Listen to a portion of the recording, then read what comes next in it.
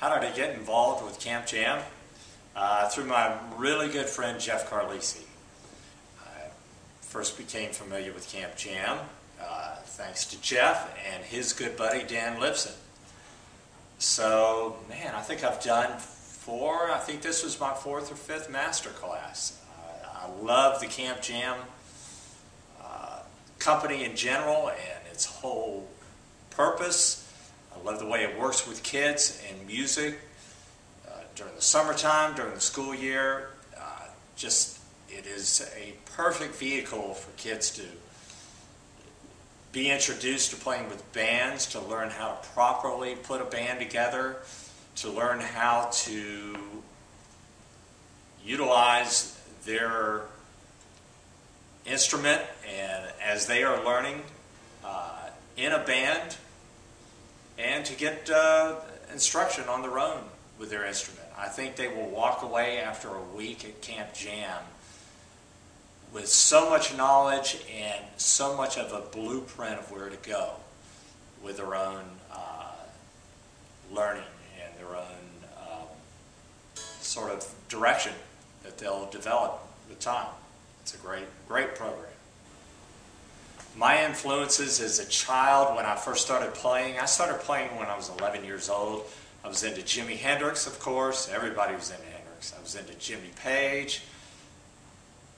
There was 3 movies that had the major impact on me when I was a kid, because that was the only way I was introduced to new artists other than the radio. Radio at that time was top 40 radio. You'd hear some things. Every once in a while you'd be lucky you'd hear Zeppelin or something on there, but it was usually really late at night.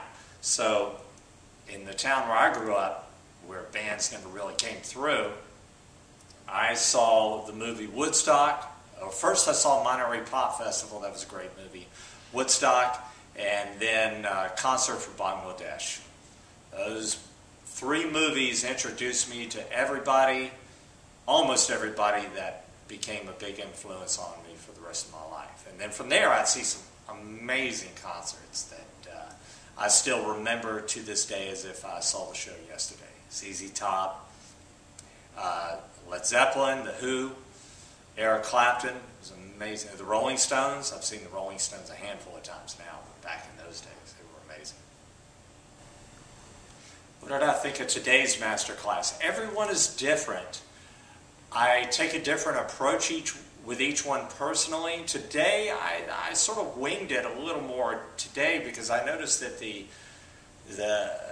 my favorite part, at least, or the part that I work off the best, are the questions that come from the students and from the audience. You know, sometimes I feel I can get up here and speak, and I'll go ahead and say what I do and who I've played with and so forth. But then when it really gets into to answering the questions that the kids have, for one, it involves them more. I feel like I'm being more useful to them in that way, because then I can share my experience. And I thought today's questions were great. I thought that at least this crowd, everyone's been good. This crowd in particular, they were all about the music.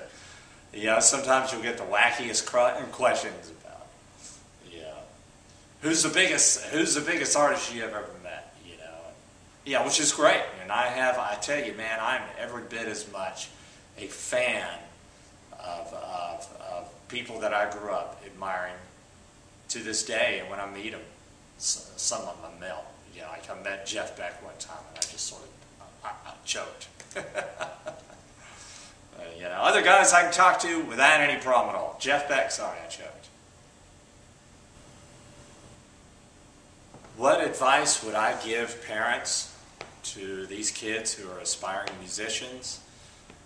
Well, I can speak off of my own experience, the way my parents were, and reflecting back on it, both of my parents were very supportive. My mother was a musician, so obviously she was supportive. My father was not a musician, but totally supported any direction I wanted to go. He was one of those where he just wanted to make sure I had something to fall back on, which was great.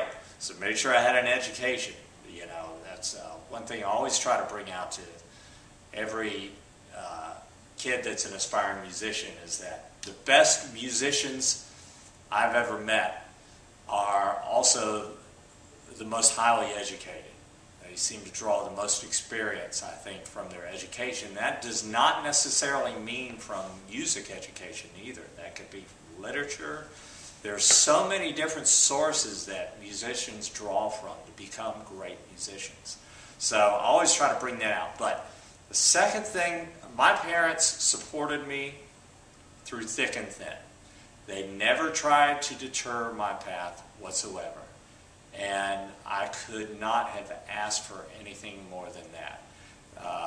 If I wanted to go to music school, I went to music school. If I wanted to take lessons, I took lessons. If I wanted to take 2 years off between high school and college to play music, I'm sure they grimaced, but went for it. So just be supportive. I think breaking into music in some shape or form, it doesn't necessarily mean that you're going to be the next Lady Gaga or the next Sheryl Crow. In my case, I had big dreams of having my own band and everything, and then I ended up being a sideman and playing for other people, and that has actually worked out way better.